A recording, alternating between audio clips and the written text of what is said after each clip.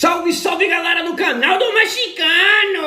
Eu sou o André, o Mexicano, amigo de vocês. Sou alvinegro, sim senhor, mas a galera do Fortaleza vem e gosta do Mexicano. Deixa o like, fortalece, do Ceará também. Enfim, vou falar no programa de hoje do vídeo que eu coloquei ontem. E aí o Israel Portela veio falar comigo, sabe? Veio esclarecer algumas coisas. E eu gosto desse esclarecimento porque eu trago pro torcedor de verdade, né? Ao qual gosta do mexicano, porque o mexicano tem arruda aí não. O mexicano tem papinha na língua não, o mexicano é de passar pano. E eu falo o que tá certo e o que tá errado também, tá certo? Então ontem teve reunião do conselho e eu vou ler aqui uma carta para vocês que é o seguinte. Reunião importante e histórica. Pelo momento do clube, pela presença maciça dos conselheiros, isso é importantíssimo, no qual parabenizo o doutor José Barreto Filho pela a ideia e a iniciativa de chamar a executiva do clube para participar como nunca antes houvera. E de parabéns também está presidente JP pela coragem de estar presente e poder debater junto ao Conselho Deliberativo. Na verdade, amigos, desceram a lenha no presidente com gosto de gás. Olha, não foi brincadeira não. Muitas críticas de todas as formas e gêneros. Isso é bom. Isso é bom porque não tem babão lá. Algumas construtivas e outras também movidas por toda a emoção que só o futebol traz. É verdade, o nosso futebol está muito fraco. O presidente João Paulo abriu sua fala apresentando um organograma novo de gestão, com o céu e algumas pastas sendo aglutinadas, alguns nomes mantidos e outros novos.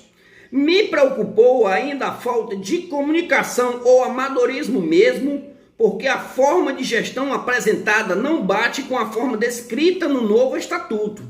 Isso logo foi rebatido pelos juristas responsáveis pela reforma. Olha aí, a galera tá passando pano não, viu? De bom de tudo, isso foi a notícia de que até o final de 2023, dezembro de 2023, será apresentado para a apreciação do Conselho Deliberativo o novo estatuto do clube. Isso aí é importantíssimo. Isso foi muito positivo. Todos têm a consciência de que a virada de chave do clube está aí, é verdade. Estatuto esse com mudanças relevantes, como a remuneração dos diretores, importante, profissionalização do clube e também a pauta do voto do sócio torcedor. Essas três coisas a gente não abre mão, o torcedor não abre mão. Me preocupou também como o Ceará está dividido em alas. Tem os grupinhos, né? Grupos formados separadamente, mais um ponto, todos são unânimes. Que existem pessoas dentro do clube que prejudicam, olha aí, a gestão como um todo e que fazem com que o clube não consiga essa união de dentro para fora. Vários relatos de conselheiros contando fatos sobre essas pessoas nocivas ao clube e que continuam dando as cartas. Olha aí. Então tem que ter uma ordem dentro do clube. Tem que ter uma ordem, né? O João Paulo reafirmou o compromisso de mudanças dessas pessoas. Inclusive, ele disse que já está fazendo isso. Particularmente, senti no JP a vontade, mas não sei se ele terá essa coragem. Espero que sim, porque essas mudanças urgem. Então tá na mão do João Paulo fazer essas mudanças, hein? O nosso amigo aqui colocou assim, acha que ele não vai ter essa coragem, mas é preciso que ele tenha pulso firme para fazer essas mudanças no Ceará. É inegável que um dos principais motivos do nosso fracasso está na energia negativa que existe dentro do clube. Foi dito ao JP que ele procurasse conversar mais com funcionários, pessoas do dia a dia. Falar em funcionários, cara, que foi cortado o ratatá de funcionários humildes, cara, isso não é brincadeira. Cai aquela bola que bate na trave, que bate nas costas do goleiro e entra. Quando acontece essas coisas, meu irmão, ela bate na trave e vai pra fora, mano. A verdade é essa, sabe? Lá e vai. Eu me perdi um pouco aqui, deixa eu ver. Ele disse que os... Particularmente sentindo JP à vontade, mas não sei se ele terá essa coragem. Espero que sim, porque essas mudanças urgem, em verdade, as mudanças urgem. É inegável que um dos principais motivos do nosso fracasso está na energia negativa que existe dentro do clube. Foi dito ao JP que ele procurasse conversar mais com os funcionários, pessoas do dia a dia. Ele disse que o céu, né, vai ajudá-lo nesse ponto, para que ele ficando nessa parte mais macro possa ficar mais livre para circular no clube com mais tempo e tranquilidade. Céu é o céu, né? Afirmou a continuação do Mancini e disse que o céu que vinha do Bahia não aceitou a proposta do Ceará, que não foi o lado financeiro, e sim ele preferiu ficar em Salvador, onde tem outros negócios, né? Afirmou o JP que está conversando com outros nomes e que até o final da próxima semana anuncia o céu, o executivo e o coordenador de futebol. Então são 3 vagas que ele tem que preencher urgentemente para o futebol de 2024. De positivo também ficou o debate, aberto e franco. O próprio Castelinho Camussa falou que nunca tinha presenciado em toda a história de Ceará em reuniões tão acaloradas. O negócio foi pesado, alguns até exacerbados, mas enfim, todos ali pelo bem do Ceará Sporting Clube. A virada de chave está nas mãos do presidente. Acho que se ele não tomar as medidas agora, não as tomará mais nunca. O Conselho Deliberativo está com ele, demonstrou apoio, mas desde que o JP afaste do clube, quem tenta prejudicar a ele próprio, e prejudicando a ele, prejudica o Ceará. Disseram até que tem nomes do própria diretoria que fala do presidente por trás. Vocês não têm noção, eu acredito nisso aqui. Mas enfim, as cartas estão na mesa. O jogo é um só, o futuro do clube. Foi dado um norte, resta agora o presidente seguir. Como todos nós, meus amigos, estou bastante triste pelo momento que o Ceará está passando.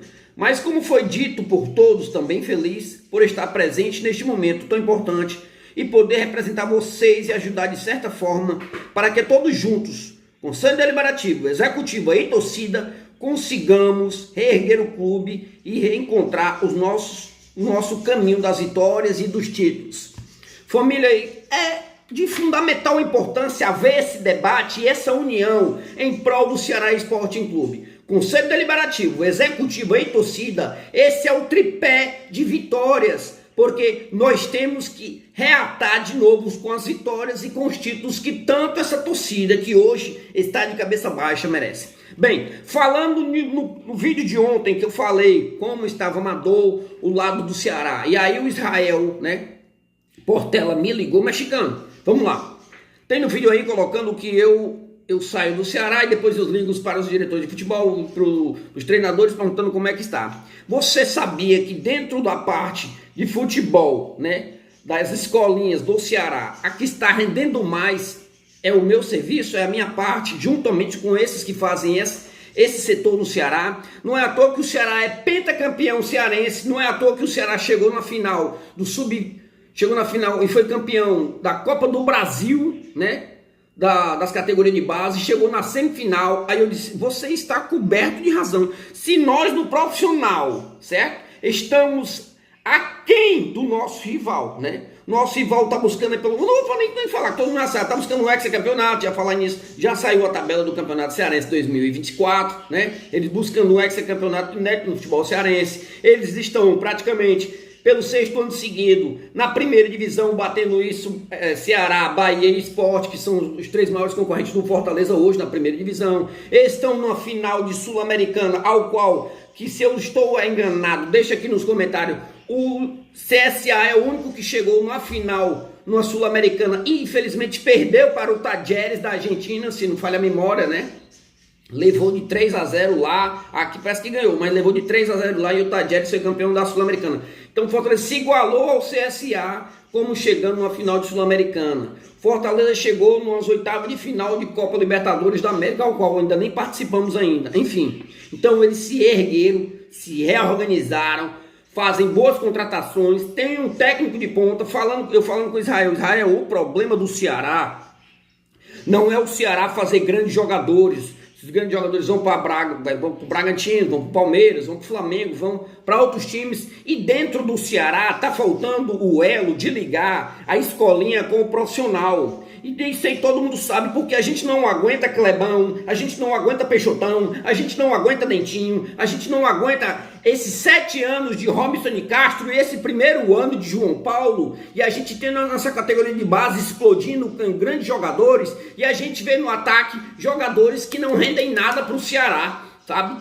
E aí falta esse elo da escolinha pro cara jogar o profissional. A gente tem a eterna promessa do Buiú, a gente tem Giovani, a gente tem aquele lateral esquerdo, eu esqueci até o nome, Kelber, sabe? E aí falta a ligação desse elo, que a gente tem a melhor escolinha, que ele falou, tem a melhor escolinha do Brasil, e aí a gente falta se organizar para bater de frente com o Fortaleza, não na parte da escolinha, mas na parte do profissional, ao qual estamos a desejar sim, sabe? Não aguentamos tantos jogadores fracos, tantos técnicos fracos, tantos executivos que não têm vez e voz dentro do Ceará para fazer grandes formações dentro do Ceará. E a gente falando uma conversa franca do mexicano, você está coberto de razão. Então a torcida está dolorida, a torcida está ferida com o sucesso do nosso rival e o insucesso do nosso Ceará. Estão 7 anos de Robson de Costa, ao qual pegou o Conselho Deliberativo e manipulou para passar mais 3 anos, sabe?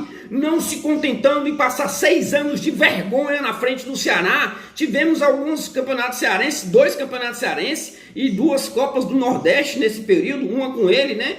Mas foi muito pouco. O Ceará na primeira divisão simplesmente tentava escapar todo ano, porque ele trazia jogadores horríveis. Falei na final também que o Fortaleza está na Sul-Americana e a gente não chegou numa final por pura inconsequência de um presidente irresponsável com a torcida que ama o clube, trazendo jogadores como o Rigonato, que se machuca com 30 segundos de jogo, e ele cantando para os 5 lados, né, para as mídias alternativas e para as rádios que tem rádios compradas, que ficam babando o Ceará se acabando e babando o Ceará, sabe? E se você quer um programa babão, não é esse aqui não. Esse aqui a gente fala a verdade que está acontecendo no Ceará. E aí, ele se gabando que trouxe 2 jogadores que faziam 5 posições diferentes, enquanto a gente perdia. A gente falou até no Voivoda que os conselheiros do Fortaleza, os diretores do Fortaleza acharam o Voivoda, e ele falou até, foi lá no Tajeres, fez uma campanha que não estava nem no futebol mais, mas fez uma campanha de semifinal. E aí eu falei, rapaz, e quando o Dorival saiu do Ceará,